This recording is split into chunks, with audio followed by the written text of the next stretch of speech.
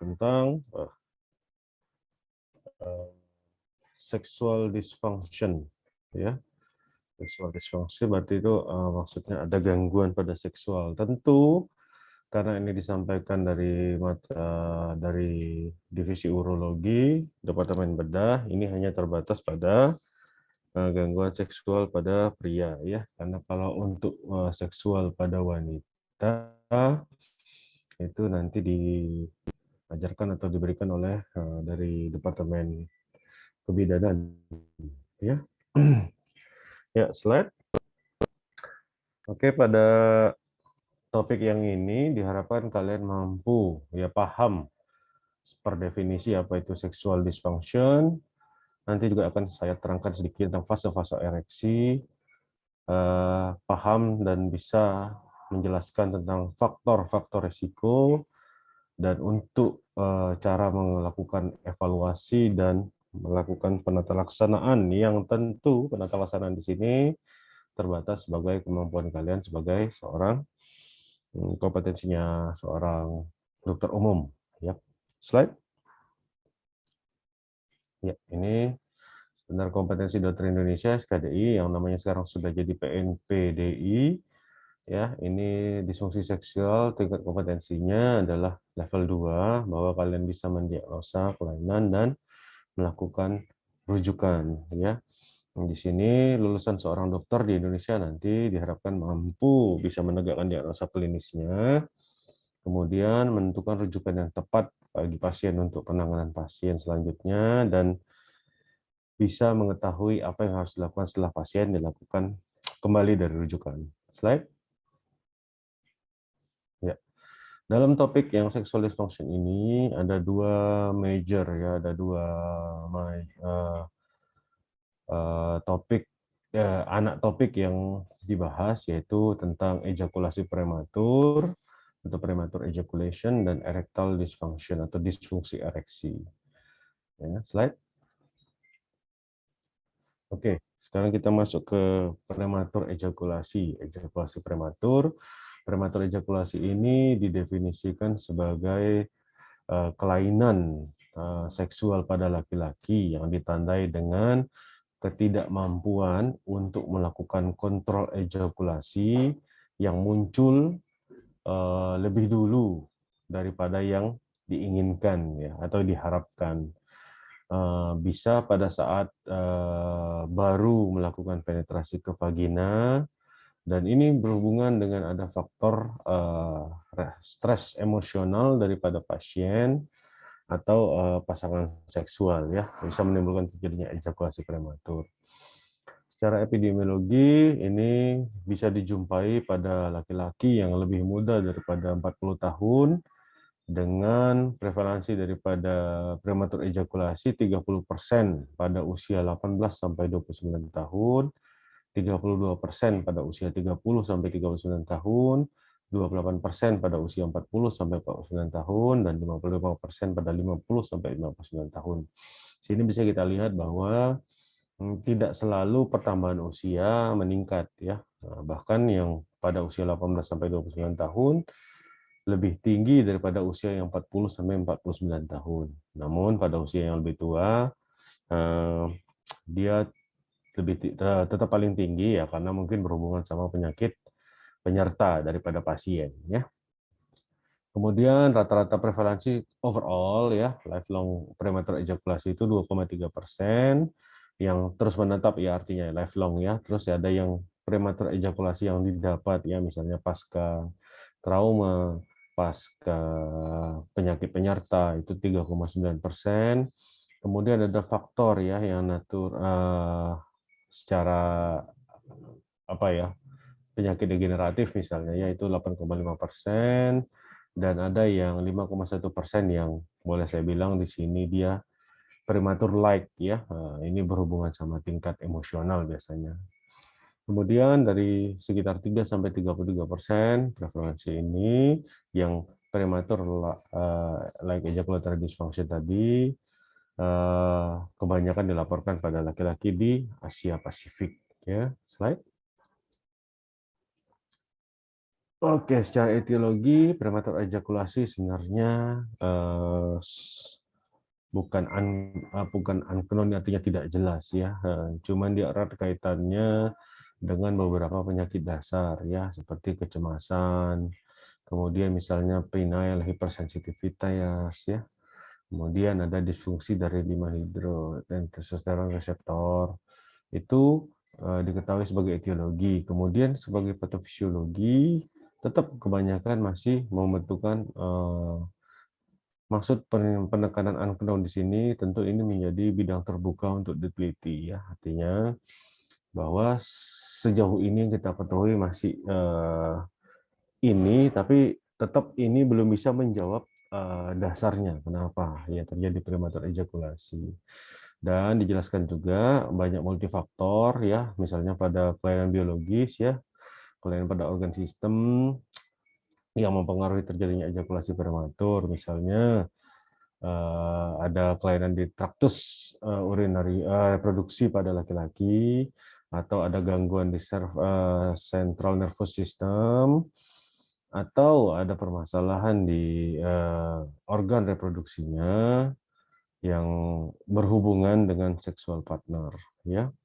Yang lain adalah terjadinya hyposensitivitas reseptor atau hypersensitivitas reseptor dari 5HT1A ini sampai 5HT1B. Ini juga bisa dengan hipersensitivitas daripada glans penis maksudnya. Kemudian ada psikososial dan faktor relasi ya, artinya ya ini berhubungan semuanya sama faktor emosional ya. Jadi prematur ejakulasi itu bukan hanya penyebabnya kelainan organ, tapi juga bisa kelainan stres, emosional, psikis ya, itu berhubungan ya. Slide. Ini adalah PE yang menetap ya, lifelong. Ini memang susah mengobatinnya ini. Dijumpai prematur ejakulasi pada saat semua atau hampir selalu pada saat melakukan hubungan seksual, ya kan? Dengan atau bisa juga pada saat yang tanpa pasangan seksual ya, misalnya pada saat dia melakukan masturbasi, kemudian kebanyakan hanya bertahan 1 menit dan ini konsisten sepanjang hidupnya. Tentu ini membutuhkan konseling, membutuhkan edukasi ya. Dan di sini kita dapatkan bisa kesulitan mengontrol ejakulasinya ya. Oke, slide. Yang lain adalah acquired ya, yang didapat. Ini terjadi pada beberapa kali misalnya terjadi ejakulasi yang cepat ya, tapi tidak selalu. Jadi masih ada dijumpai suatu waktu terjadi prematur ejakulasi ya. Sebelumnya padahal tidak ada masalah, normal-normal saja. Dan kemudian biasanya permasalahan penyebabnya bisa kita identifikasi. Tentu ini dengan diskusi yang dalam dengan pasien dan pasangan seksualnya ya. Untuk kita negara Asia, pasangan seksual di sini maksudnya adalah istri yang sah ya. Tentu kita karena kebanyakan rilis daripada jurnal dan buku-buku itu berasal dari negara asing yang budayanya memperbolehkan orang pasangan seksual yang belum menikah secara resmi. Tapi kalau untuk kita Indonesia tentu di sini maksudnya adalah pasangan seksual yang resmi ya, artinya sudah menjadi pasangan hidupnya istrinya resmi. Nah, di sini kita pada saat melakukan wawancara pada pasien dan istrinya, terutama itu kita bisa mengidentifikasi ada permasalahan apa gitu ya. Tentu pada saat kita melakukan pertanyaan yang sensitif kelainan disfungsi seksual ini, tentu kita harus menjelaskan bahwa cerita wawancara ini bersifat rahasia dan hanya diketahui oleh dokter dan perawat yang mendampingi dokter dan pasien dan istri ya. Nah, jadi kita tidak boleh melakukan pemberitahuan kemana-mana masalah kelainan seksual ini ya, yang berhubungan sama identitas pasien harus dirahasiakan. Ya, termasuk pada saat kita melakukan penelitian berhubungan sama disfungsi seksual ini, tentu saat kita melakukan publikasi, menulis jurnal misalnya, maka identitas pasien harus kita rahasiakan. ya. Dan untuk memasukkan seseorang itu ke dalam sebuah tulisan, kita harus meminta izin dari yang bersangkutan, ya. Nah, tentu permintaan izin itu nanti akan ada transaksi-transaksi, misalnya nama tidak ditampilkan, tempat tinggal tidak ditampilkan, ya, segala macam yang berbau pribadi, ya.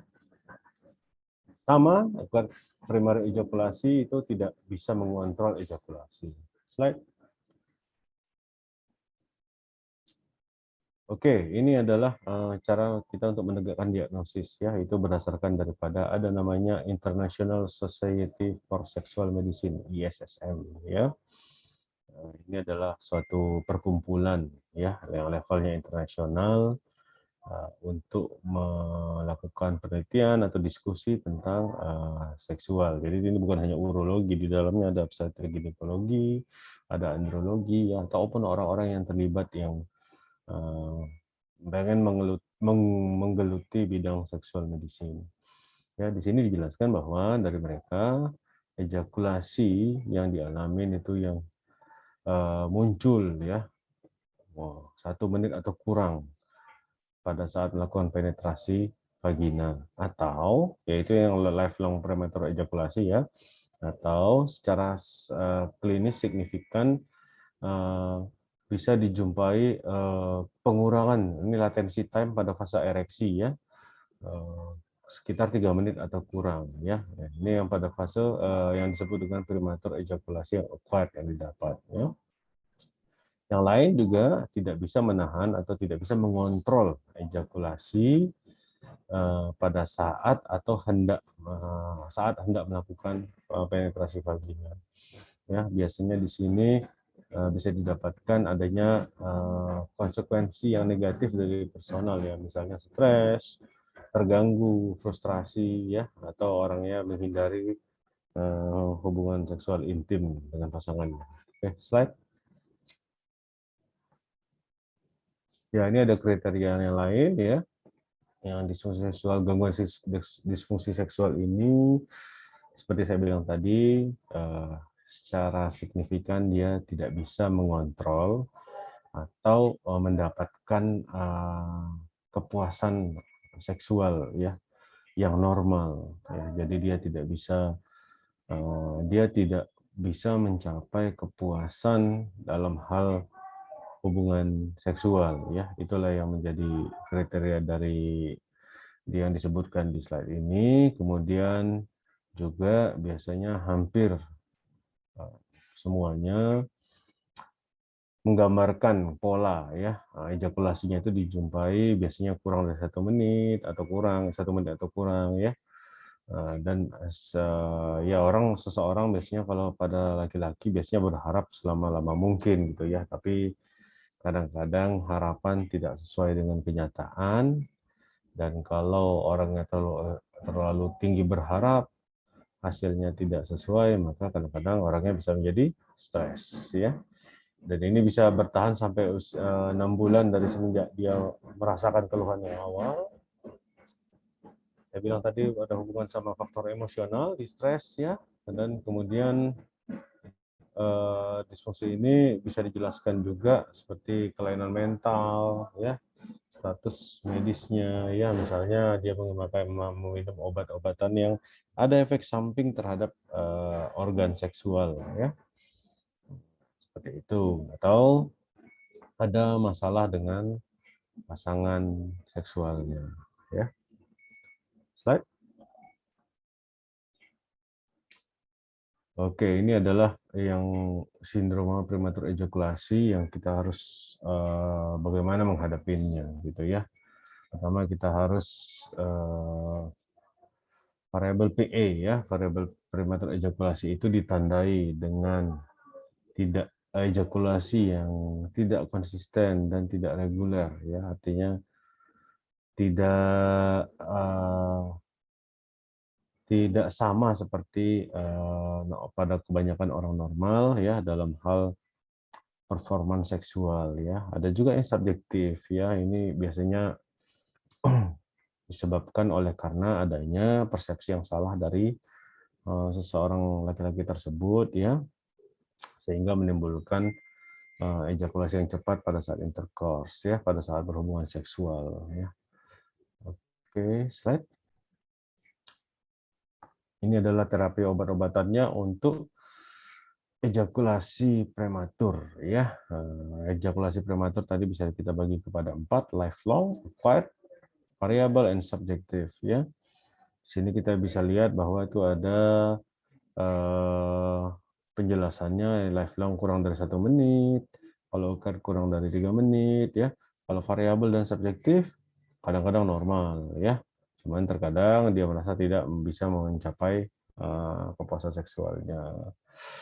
Terus yang slide-nya kemudian lanjut, Steve. Oke, kemudian differential diagnosis, ya.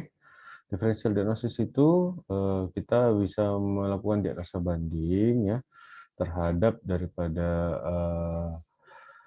prematur ejakulasi ini.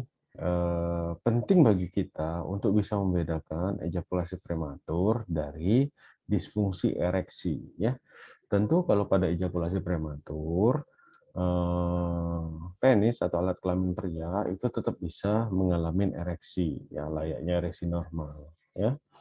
Nah, kalau pada disfungsi ereksi, ya tentu masalahnya adalah di disfungsi ereksi. Jadi kita pun sebagai seorang dokter, persepsi kita harus bisa membedakan yang mana ejakulasi prematur, yang mana disfungsi ereksi. Makanya tadi di slide atas dijelaskan, kalian paham secara definisi yang mana ejakulasi prematur, yang mana disfungsi ereksi. Ya.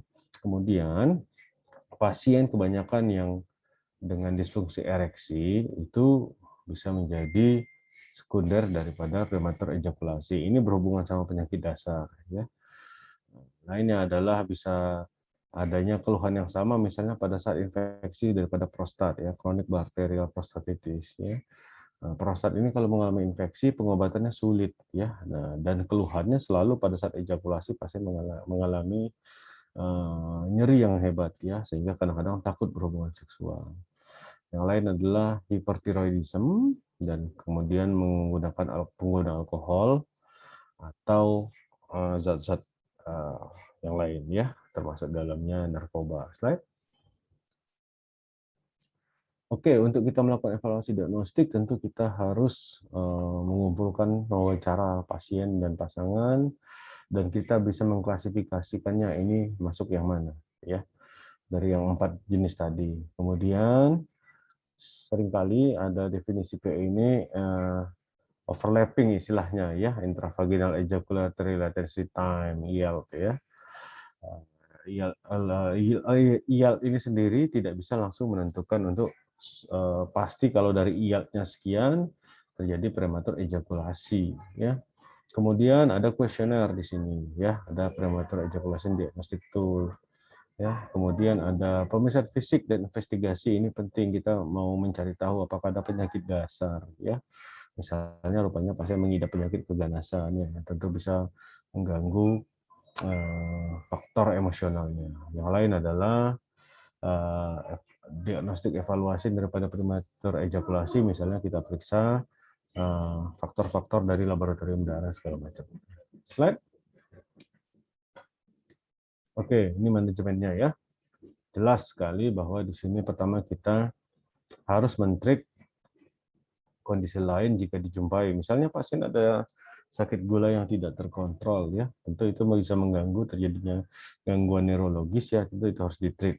Kemudian kita harus mengidentifikasi kelainan psikis, ya, faktor distress emosional, ya, faktor masalah dengan pasangan, ya. Kemudian baru kita berikan farmakoterapi, ya.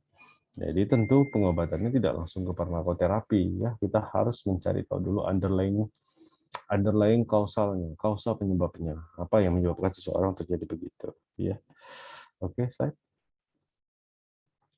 Ini adalah algoritma pada saat ini office, maksudnya for the office.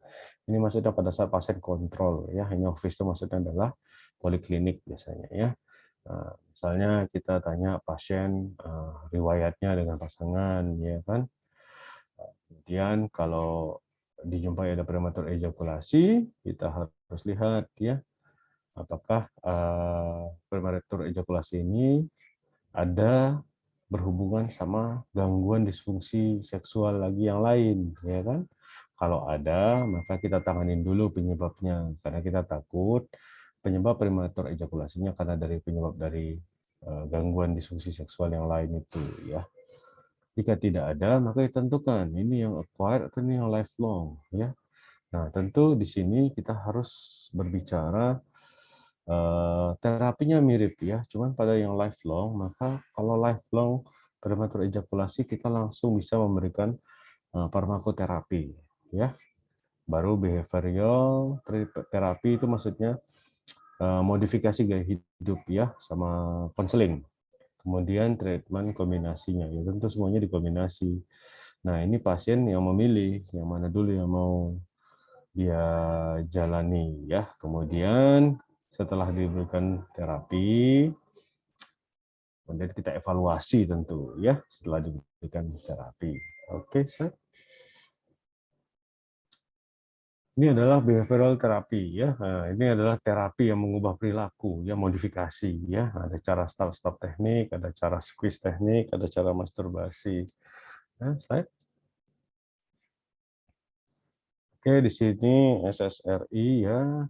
Pada terapi farmakoterapi yang paroxetin dengan dosis 20-40 mg, kemudian ada sertralin 25-200 mg, clomipramine 25-50 mg. Ada yang short acting-nya, ada paroxetin 30 mg ya, 1-2 jam sebelumnya. Ini obat-obat yang mengontrol terjadinya dalam central nervous system ya. Tentu kalian harus memberikan edukasi yang baik tentang penggunaan obat-obat ini karena biasanya ada efek samping ya. Yang lain adalah bisa memakai krim topikal ya yang mengandung lidocaine atau prilocaine krim ya 5%, konsentrasinya 20-35 menit sebelumnya. Oke, prognosisnya kebanyakan laki-laki ya, kebanyakan pria bisa ditreat secara sukses ya dengan cara teknik yang squeeze pause teknik ya. Kemudian dikombinasi dengan obat-obatan SSRI tadi dan kita juga perlu mendiskusi dengan pasangannya. Jadi mengobatinya tidak bisa sendiri ya. Harus apalagi dengan budaya kita ya, ya. Kemudian bisa ada relapse ya dengan range-nya sampai 20-50% dan beberapa pria bisa melakukan terapi yang berulang ya daripada terapi perubahan perilaku ini. Ada juga yang bisa mencapai penyembuhan yang baik ya, walaupun obat-obatan SSRI tadi digunakan untuk jangka panjang ya. Kemudian belum diketahui adanya kelainan morbiditas mortalitas daripada prematur ejakulasi, tapi tentu kita harus awas dengan kondisi psikis daripada pasien. Slide. Oke, itu tadi topik yang pertama tentang prematur ejakulasi ya, atau ejakulasi prematur. Untuk kalau bahasa candaannya sehari-hari editansil ya, ejakulasi dini tanpa hasil ya. Karena kalau ejakulasi prematur maka sperma yang hasil ejakulasinya tidak bisa masuk ke dalam menempuh sampai ke dalam uterus ya untuk terjadi pembuahan ya, makanya namanya bisa menyebabkan gangguan untuk mempunyai keturunan ya. Oke, ini yang bab ini topiknya selanjutnya tentang disfungsi ereksi ya. Tentu bahasanya ereksi ya, ereksi tahu itu bahasa pada medis ya. Disfungsi berarti ada gangguan fungsinya. Oke, slide. Ya, definisinya ini tidak bisa mengontrol atau mempertahankan ereksi yang sesuai atau yang cukup untuk mencapai kepuasan seksual, dan ini bisa bertahan selama lebih dari 3 bulan atau lebih ya. Ini adalah definisi dari National Institute of Health ya, ada di JAMA tahun 93. Kemudian ada juga definisi bahwa disfungsi ereksi itu adalah kelainan seksual pada pria yang multidimensional, artinya banyak melibatkan pihak dan terjadi perubahan komponen daripada respon ereksi, termasuk kelainan di organ, di hubungan dengan pasangannya, dan di masalah psikisnya. Sama ya, mirip. Prematur ejakulasi dan disfungsi ereksi bisa terjadi seperti itu ya. Slide. Oke, ini adalah patofisiologi untuk terjadinya disfungsi ereksi, bahwa dilihat di sini ada berhubungan bahwa kalian tahu sendiri bahwa di dalam penis itu tersusun atas dua arteri, satu vena ya, dan di dalam ini banyak serabut-serabut persarafan, dan kemudian dalamnya itu ada otot ya, otot polos ya, otot smooth muscle, otot polos. Nah, ya tentu kontraksinya itu dari gambar yang sebelah kiri memerlukan beberapa hal, seperti di dalam otot polos itu menggunakan nitric oxide yang masuk ke dalam sel menjadi guanilil asikilase, kemudian dalam siklus cGMP nanti akan berikatan dengan yang dari asetylcholine cholinergic fiber, nanti masuk ke dalam sel melalui M3 reseptor, berikatan sama adenilil siklase, jadi dalam siklus CAMP ya, siklik AMP, kemudian ini akan berikatan nanti dengan kalsium, nanti berhubungan sama yang dari siklus CGMP, kita nanti akan bisa mendorong untuk terjadinya ereksi ya, ini dalam sel endotelial. Oke, slide. Ya, epidemiologinya bagaimana? Epidemiologinya dari Massachusetts ya, Male Aging Study melaporkan bahwa 52% erectile dysfunction ya pada usia 40-70 tahun di daerah Boston, dengan yang minimal, moderate, dan komplit ya, persentasenya 17,2, 25 dan 9,6. Tentu moderate ya, moderate yang banyak ya. Oke, kemudian daripada data dari Eropa melaporkan bahwa disfungsi ereksi bervariasi antara 6 sampai 64%, tergantung usia dan peningkatan usia, juga dengan seiring dengan peningkatan usia itu resikonya prevalensinya naik jadi 30%. Slide. Slide. Oke, faktor risiko. Disfungsi ereksi ini erat kaitannya sama penyakit dasar ya, dan bisa dimodifikasi. Misalnya ada penyakit CVD ya, cerebrovascular disease ya, cerebrovascular disease ya. Jadi ini ada berhubungan sama obesitas, diabetes mellitus, dislipidemi, sindroma metabolik yang terdiri dari kelainan metabolik ya, kemudian kurang exercise dan kebiasaan merokok. Kemudian kalau yang ringan bisa dijumpai sebagai faktor indikasi adanya berhubungan atau erat kaitannya dengan penyakit dasar ya, tadi penyakit cerebrovascular disease ya. Jadi kalau ada disfungsi ereksi itu seperti alarm bahwa sebenarnya ada masalah sebenarnya dengan penyakit dasarnya ya, misalnya pasien ada penyakit lain ya, hipertensi misalnya. Kemudian dari beberapa studi juga didapatkan bahwa modifikasi gaya hidup dan pemberian farmakoterapi untuk penyakit-penyakit kardiovaskular tadi bisa membantu untuk meningkatkan fungsi seksual pada pasien dengan disfungsi ereksi ya. Oke. Slide. Kemudian klasifikasinya bisa kita bagi atas kelainan di organ ya, paling banyak 70% ya. Kelainan organ itu bisa berasal dari vaskularnya, kelainan di pembuluh darah, kelainan hormonalnya, kelainan hormon seksualnya ya.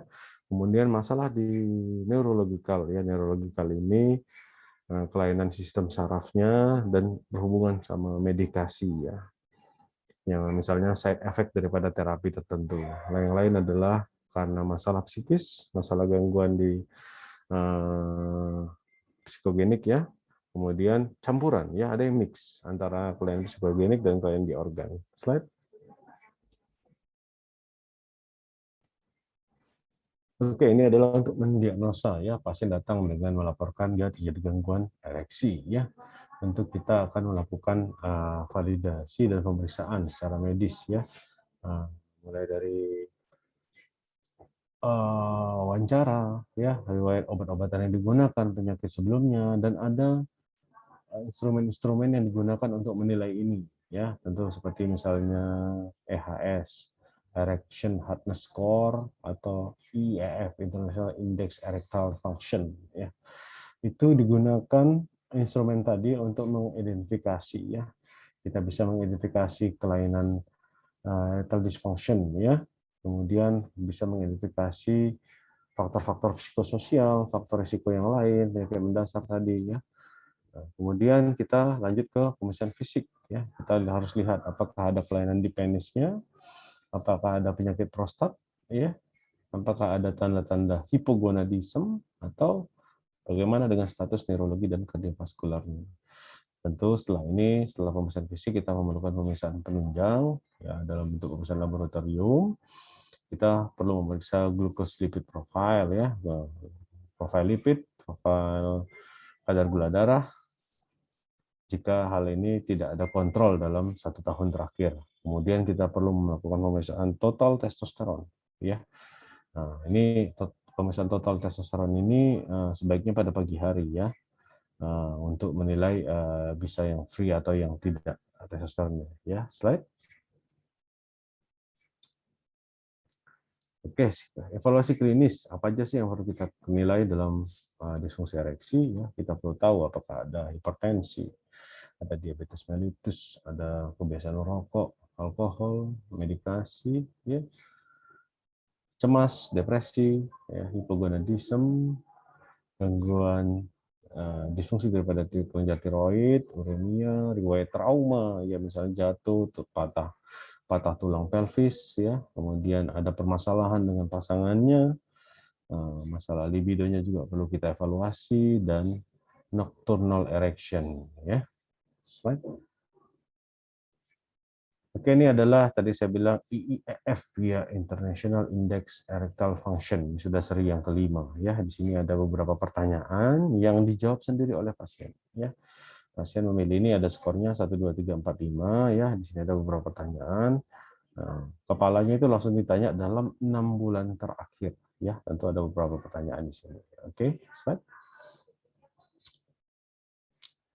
Yang pada saat sudah ada skornya tadi, itu dalam bentuk kuesioner, ya, ya. Nanti kalau bisa kita hitung skornya, dijumlahkan, kemudian kita bisa membagi klasifikasinya berdasarkan skor tadi. Ada yang severe, skornya 5 sampai 7, moderate 8 sampai 11, mild to moderate skornya 12 sampai 16, kalau ringan 17 sampai 21, kalau tidak ada disfungsi ereksi skornya 22 sampai 25.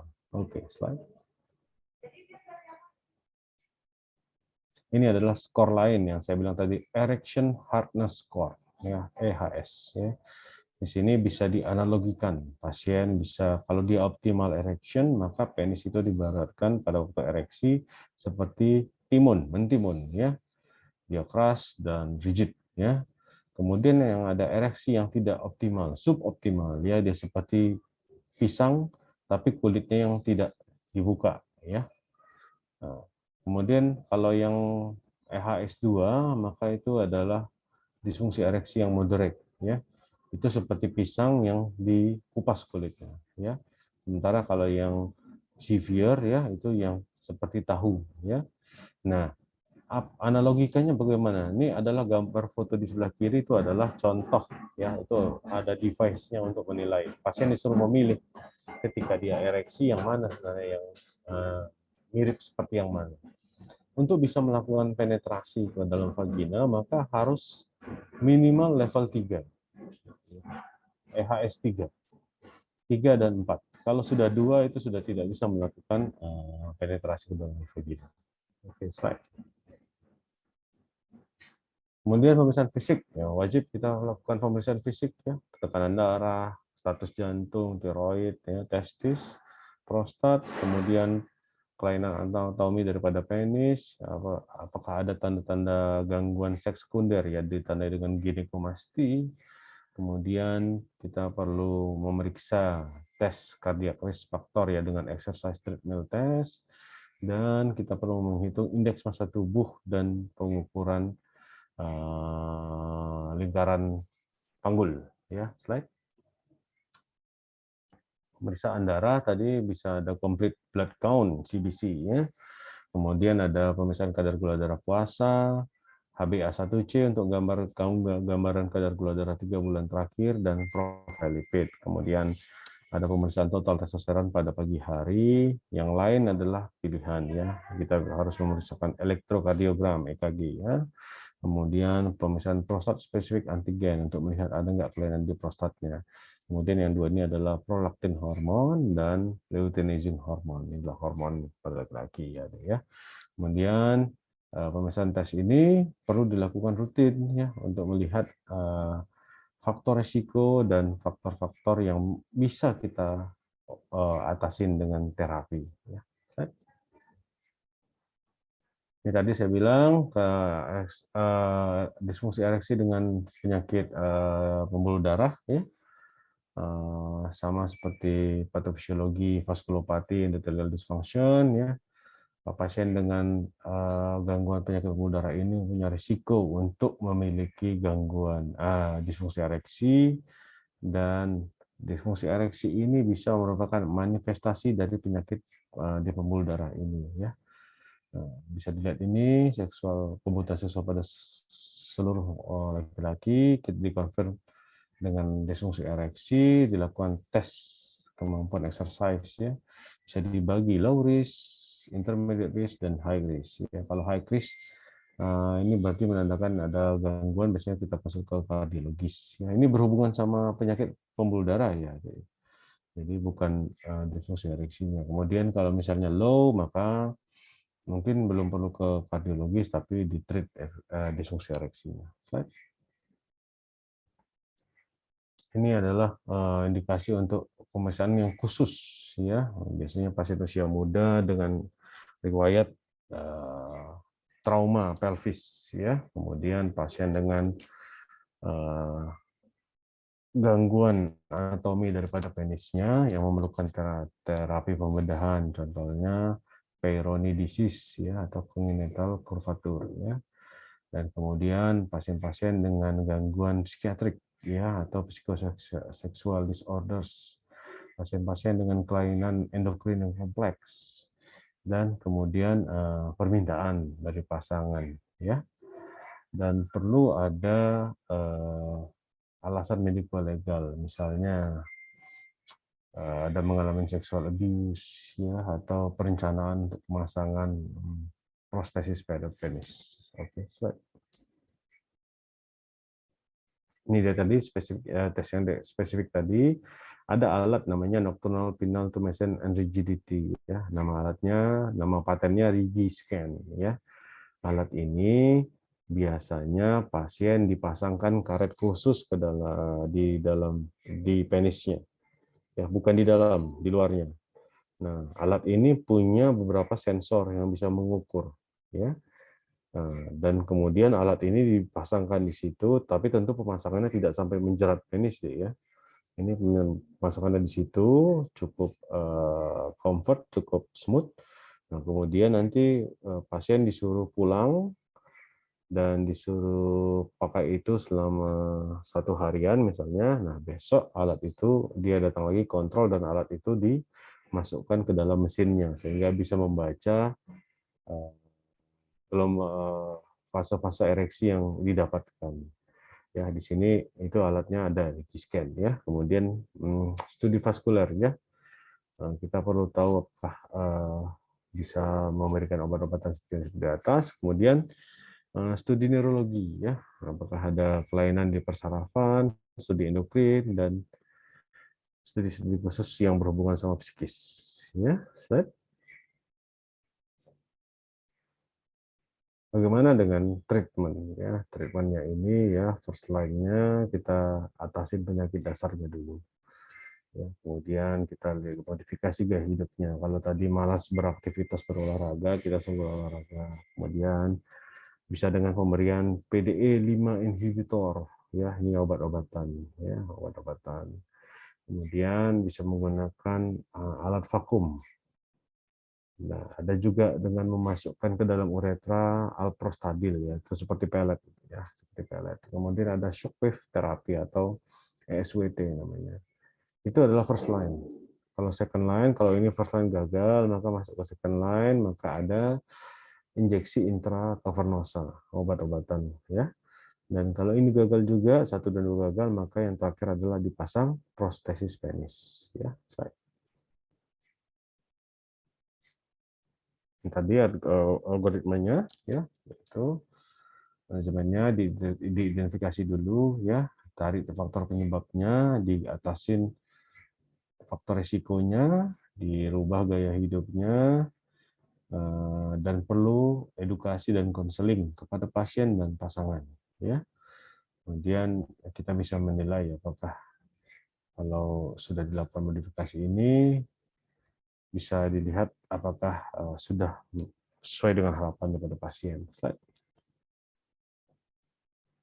Ya, yang lebih banyak tadi bisa diberikan fosfodiesterase PDE 5 inhibitor, ya, atau yang tadi yang saya sebutkan sebelumnya. Kemudian diakses apa hasilnya, bagaimana kepuasannya, bagaimana fungsi ereksinya, apakah ada efek samping, bagaimana kepuasan seksualnya. Kalau masih inadequat, maka dilakukan terapi yang berikutnya, dan harus dengan konseling juga, dicoba kembali, dicari alternatif terapi, kemudian dievaluasi lagi sampai memutuskan di injeksi intravenosa, ya. Kalau sudah diinjeksi intravenosa tetap tidak mencapai kepuasan yang sesuai harapan pasien, maka kita tawarkan untuk pemasangan prostesis penis, ya.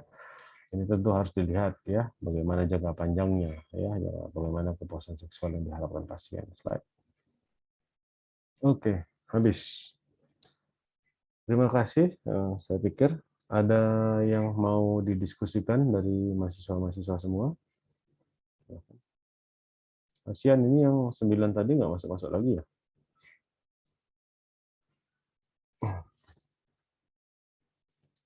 Aduh. Oke, ada yang mau ditanyakan dari mahasiswa sekalian? Silakan. Kalau ada yang mau didiskusikan atau bingung, ya. Lebih mudah menjadikan ejekan daripada mempelajari teori, ya. Memang seperti itu, ya. Teorinya jelimet. Nggak gampang, ya. Oke, ada yang mau didiskusikan, yang mau ditanya, atau yang kurang jelas? Ada? Tidak ada, jam berapa ya? Kita masih ada waktu sekitar 5 menit sampai 7 menit sebelum kuliah selanjutnya. Udah jelas? Izin bertanya, dokter. Ya, silakan. Siapa itu? Perkenalkan, saya Agustina, dok. Saya masih kurang paham, dok, definisi dari variabel premature ejaculation dengan ejaculation yang lain, dok. Maaf, variabel? Iya, sama Oh yang... iya.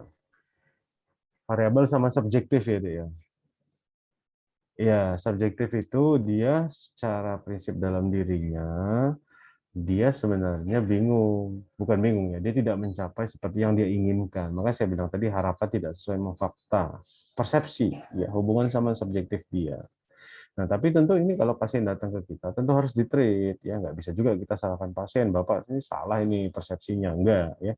Harus kita cari tahu dulu, apakah ini memang premature ejakulasi yang memang permasalahannya di organik, atau ada masalah, atau ada manifestasi penyakit lain, gitu. Ya, itu adalah subjektif. Kalau variabel di sini maksudnya dikarakteristikan dengan yang tidak irregular. Jadi kadang dia normal, kadang dia baik, ya. Tapi kadang dia merasakan nggak sesuai, gitu, ya, tidak sesuai dengan harapannya tadi. Ya, ini semua banyak berhubungan sama kepuasan pada pasien, ya. Itu ya, variabel sama subjektif. Subjektif dia persepsi dia yang menganggap bahwa ini nggak benar ejakulasi saya ini, ya. Nah, kalau variabel itu ya itu makanya namanya variabel, ya. Tapi PE itu secara umum itu ada dua, yang long life dan yang acquired, ya, seperti itu. Tadi Agustina, ya. Untuk terapi dia tidak membedakan terapi, ya, membedakan terapi antara yang subjektif, variabel, long life, ataupun satu lagi tadi acquired. Ya. Nah, ini makanya saya bilang bahasanya jelimet, makanya harus apa ya, harus ditanya betul-betul pasiennya. Ya, dan kalau bisa ditanya bersamaan dengan pasangannya. Memang betulkah kejadiannya begitu? Memang bagaimana? Begitu loh. Ya, tapi tentu semuanya bersifat rahasia ya, itu antara rahasia dokter dan pasien. Oke, terus Agustina gimana yang nanya barusan? Baik dok, sudah paham dok. Iya, iya, iya. Ya. Oke, ya. Yang lain? Ada lagi yang mau ditanya? Permisi dok, saya mau tanya. Iya, silakan. Tadi kan prematur ejakulasi dianggap kalau 1 menit atau 3 menit ya?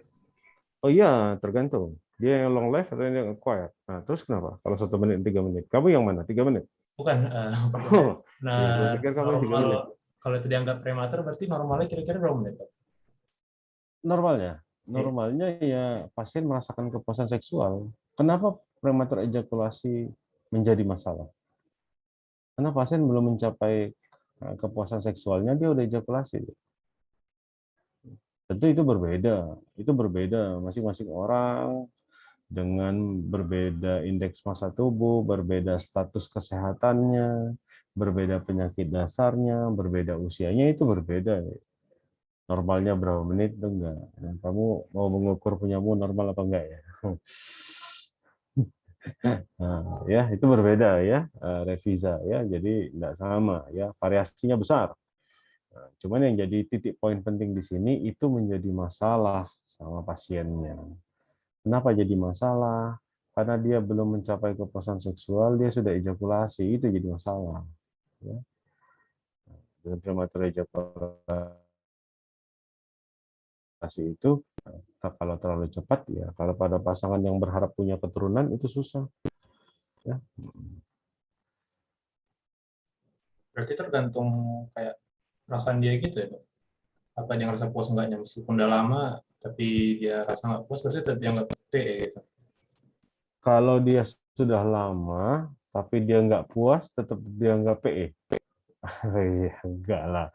Masa kamu lama, kamu bilang itu jadi PE? Ya enggak lah. Secara definisi aja deh. Tadi kan tadi dijelaskan batasnya 1, 3. Ya, 1 dan 3. Normalnya pada saat orang melakukan hubungan seksual, ya itu biasanya ada yang 10, ada yang 15 menit, ada yang 20 menit, ada yang 30 menit. Ya, tergantung sehatnya seseorang. Ya.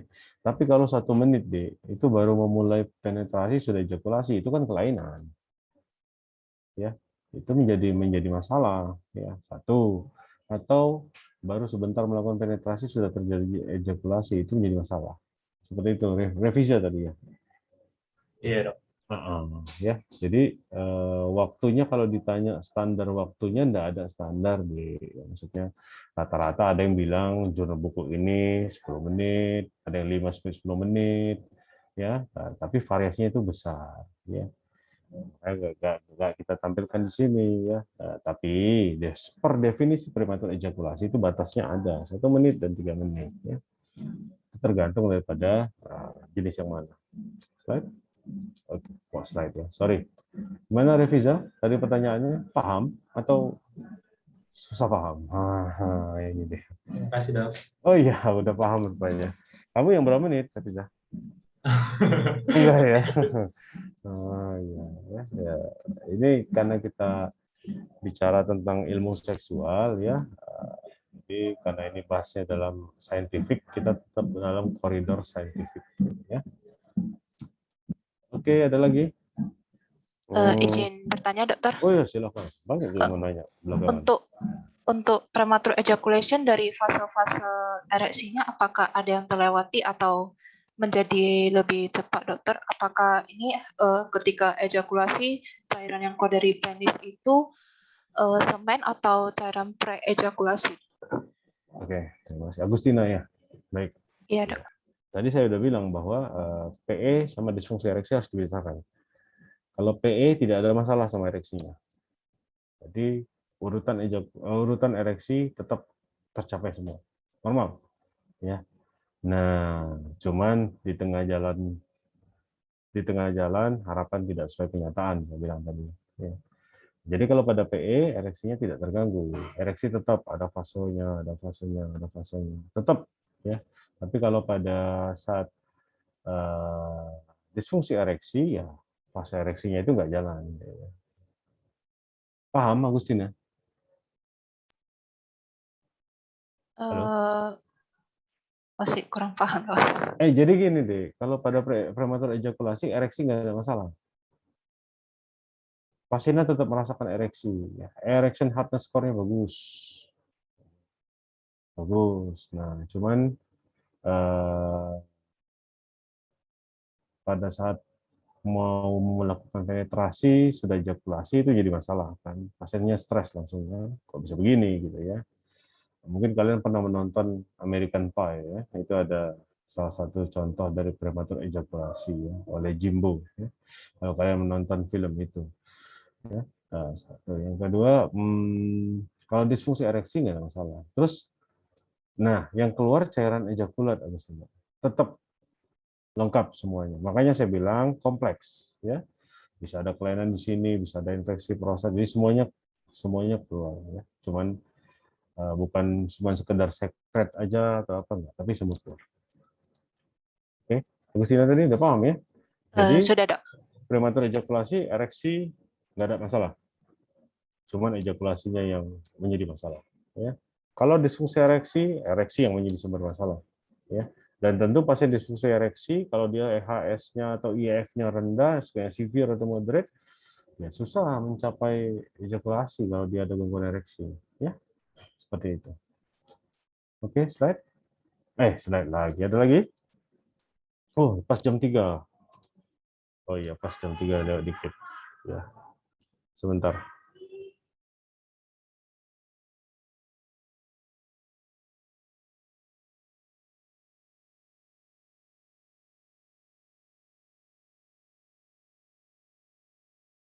Kok melihat ini mahasiswanya ada yang cuma nampilkan virtual background, oh wongnya nggak ono ya. Ini nandi wongnya ini. Orangnya di mana ini? Ditinggal aja laptopnya hidup ya. Saya ngomong sama dinding. Mahasiswa saya dinding waktu.